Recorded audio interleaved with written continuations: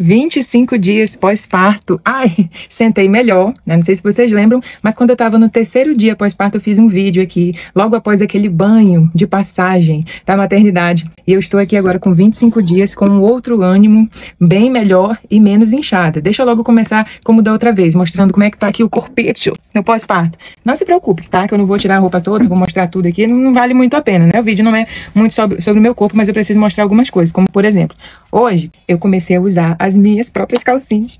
Aleluia! Por quê? Porque eu tava usando aqui, ó, as cuecas do esposo. E eu só estou usando nesse momento porque ninguém merece a irmã Lila aparecer de calcinha aqui. Como agora a barriga da gravidez se foi, eu não fico mais confortável ali pra mostrar a barriga de forma, sabe, maternal. Mas vai esse momento pra eu falar como é que tá a barriga mesmo. Olha aqui. Está assim, dessa forma, né? Acho que vou tentar aproximar um pouquinho pra vocês verem aqui a situação da listra negra que ainda está aparecendo. Se eu tivesse numa luz mais, vocês veriam melhor, né?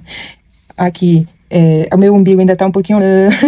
ele tá com essa parte preta aqui dele, né? De lado aqui dá pra ver ainda que estou inchada, ainda tem efeito dos gases, sabe? E aí já vou pra outra parte que eu queria falar com vocês. Sobre as manchas de pele, ainda continuo com as manchas, porque eu já tenho aquela predisposição a ter acne, né? E eu não parei um dia, gente, de usar protetor solar. Eu usei toda a gestação, porque eu sabia que a situação poderia piorar. Agora eu vou guardar aqui vou guardar meu corpo, né? Eu tô tranquila, entendendo que esse momento aqui tá tudo certo. Algumas de vocês perguntaram de minha irmã Lila, ou amiga, por que você não usa cinta? Porque simplesmente, gente, eu estava sentindo muita dor. E por que essa dor? O que teve de diferente, já que eu tive outra cesariana igual às outras gestações? É porque dessa vez, aí eu vou ter que abrir e falar a verdade pra vocês, né? Na minha primeira cesariana, eles fizeram um corte. Imagina aí na tua cabeça. Fizeram um corte.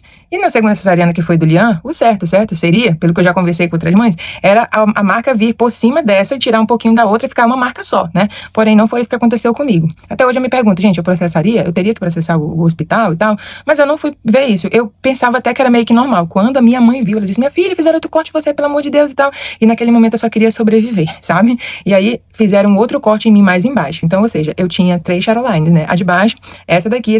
Tu sabe que quando tu faz cesariana, tu fica aquela barriga ali, sabe? Com aquela marca cortada e não tem, sabe? Só se tu fizer cirurgia mesmo pra chapar tudo. Porque no geral vai ficar uma bolsinha em cima de uma bolsinha ali, sabe? Então eu já tinha outra marca.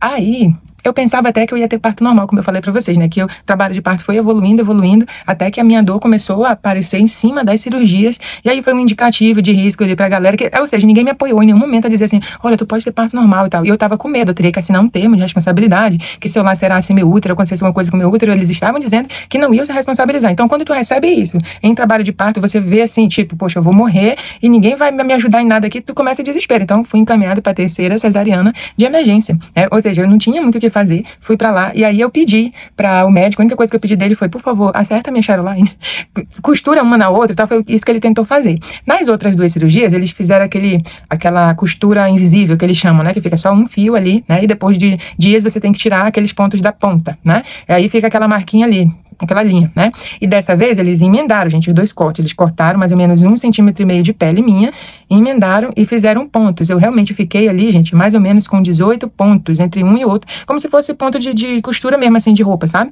Fiquei com vários pontos, vários pontinhos uma na outra. E com menos pele do que eu tinha anteriormente, então o 3º corte foi a junção dessas outras 2, menos a pele do meio. Foi isso que aconteceu comigo dessa vez. É claro que isso aí ia aparecer de alguma outra forma, e eu tentei de todo jeito possível me resguardar, porém, quando você tem que amamentar, que é isso que você mais faz quando o bebê nasce, você vai amamentar, você vai ter que se sentar, né? Eu fiz esse esforço que era o esforço normal, digamos assim, né? De me sentar e levantar, sentar, levantar, fazer xixi, essas coisas, só isso daí foi o suficiente para mais de 4 pontos meus abrirem, né? Por mais cuidado que eu tivesse. Então, eu, digamos assim, que eu sofri um pouco mais nessa recuperação, porque o meu corpo não era igual àquele lá, né? Quando eu tive a Bel de 27 anos, nem do Lian quando eu tinha 31, agora eu tenho 36 e com um monte de pontinhos um no outro, e a pele não era a mesma, digamos assim, que estava ali anteriormente. Então eu tive esse sofrimentozinho a mais aí. E já fica meu conselho pra você, se você quiser, né? Se você tiver escolha, se você puder, tenha parto normal. Se informe bastante pra você ir com possibilidade de ir sabendo do seu corpo. Hoje em dia tem gente, tem de tudo, ChatGPT, tem internet, tem doulas bem em conta, sabe, que dá pra fazer, que eu fiz o que eu pude no da Bel e eu não tive escolha, porque eu era isso, eu era a morte da criança. Na segunda vez, eu também não tive escolha, e dessa vez muito menos, que eu já tinha tido 2 cesarianas, entendeu? Então você que pode escolher, que tem condições, teu corpo tá tudo de boa e tal, que você tenha parto normal em nome de Jesus. Você recebe? Recebe em nome de Jesus. Vamos lá para outra parte. Como é que tá sendo a rotina agora nesses 25 dias pós-parto, o que é que eu tô percebendo aqui pela minha casa, né? Vamos lá. Eu sou mãe de 3 agora, né? Já tenho uma menina de 8 anos, praticamente. Bel vai fazer daqui a 2 semanas 8. E um menino de 4 anos. Quem mais tá sentindo a chegada do Tony, que é agora esse bebezinho maravilhoso que a gente tá recebendo, é o Liam. O Liam, que tem 4 anos. Imagina ele, há 25 dias era ele mais novo, né? De repente tem um outro agora. Porém, o Liam, ele não tá demonstrando ciúme com violência com o bebê. Ele não tá demonstrando ciúme com maldades, não. Mas ele está demonstrando no comportamento dele de forma involuntária e também de outra forma é com o regresso do desfraude. A gente percebeu que ele está deixando escapar mais vezes, ele já estava de boa, evoluindo bastante nisso, né? Então, a ciência fala, né, que a questão do desfraude, a regressão do desfraude ou os escapes a mais nesse período que a criança já tinha desfraudado, e era o caso do Liam, tem a ver com algum abalo emocional, com alguma mudança muito drástica. Por mais, gente, que eu pudesse me informar, que eu pudesse fazer a ponte, porque assim, eu fiz o quartinho dos dois, Tony e Liam, organizei o melhor possível e tentei fazer um trabalho maçante com a Bel para ela entender que, olha, minha filha, você vai morar no quarto onde a sua avó está, que ela vai ficar com a gente esse período do resguardo. Por mais que eu pudesse explicar, é claro que eu sabia que a Bel ia sentir bastante, né? Então, assim, é um jogo de cintura que você tem que fazer quando você tem mais filhos, e por isso que é importante você realmente esperar ali um momento certo para você se casar, para você ter uma família, para que os seus filhos não sofram, sabe? Vou parar por aqui para não entrar em polêmica nenhuma, né? E nem na vida de ninguém, tô falando da minha, né? Então, assim, o Liam sentiu e está sentindo bem a mais do que a Bel. O que a gente pode fazer para diminuir isso? É tentar aproximar o máximo possível as crianças, né? Não impedir, né, o contato ali. Porém, a gente sabe que crianças mais novas, elas não têm muito ali a noção de intensidade. Quando o Liam quer beijar o Tony, que é o bebezinho, com a cabeça mole, com a muleira aberta, tudo, quando ele quer beijar, ele quer beijar. Ele não tem dosador de força, ele só quer, né, ir lá, né, com muita sede ao pote, e isso é um pouco perigoso, né? Então, a gente tem que estar sempre ali em cima, sabe? Então, nesses 25 dias, eu percebo que o meu emocional, ele ainda tá muito abalado. Eu sinto muita falta dos meus filhos quando eu tô longe deles, mas quando eu tô perto, eu fico com essa preocupação por causa do RN. E quando eu tô muito tempo com o RN, eu sinto sono, sinto cansaço. E isso é meio que o trabalho normal. Aí você diz pra mim, nossa, por isso que eu não quero ter filho, porque eu não quero ficar desse jeito. Negativo. Tudo que eu tô te falando agora, eu tô te falando com uma consciência tão grande de que isso vai passar, que esse caos que está acontecendo agora é um caos de adaptação, de transição, porque tudo que é novo realmente assusta, sabe? Lembra da primeira vez que você foi trabalhar no emprego e você teve que fazer uma entrevista e aquela primeira semana ali de emprego você estava se adaptando, olhando, observando tudo, porque você não queria errar, você quer ser aceito, você quer chegar ali e fazer um bom trabalho, né? Você quer que seu chefe goste de você e tal. Então, é mais ou menos assim que eu tô me sentindo, é como se fosse assim, sabe? Poxa, eu quero ser uma boa mãe para os dois que já estão do lado de fora, eu quero que eles entendam a chegada do novo irmão com uma beleza que tem, porque ele é fofo, ele é lindo, ele chora, mas ele é incrível, meu filho, né? Mas eu também tenho que me perceber enquanto uma pessoa com dor, uma pessoa entender que a minha recuperação não é igual a de antes, eu tenho amor por mim, sabe? E eu não tinha isso antes, eu ficava me culpando um pouco, sabe?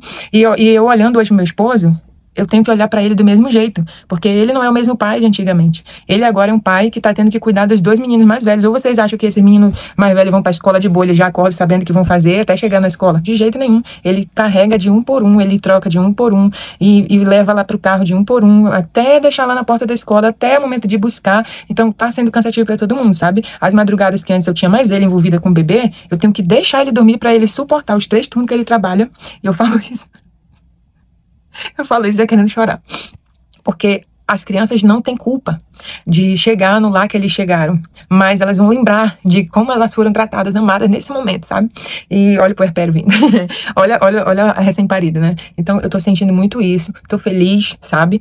Porque eu sei que eu poderia estar pior, porque além dessa situação toda, dessa mudança toda, tem também a ausência da minha mãe, eu sinto muita falta dela, mas ao passo que eu sei o porquê dela não estar aqui, agora ela está num lugar melhor com o Senhor, e se ela estivesse aqui, ela estaria sofrendo como ela já estava, né?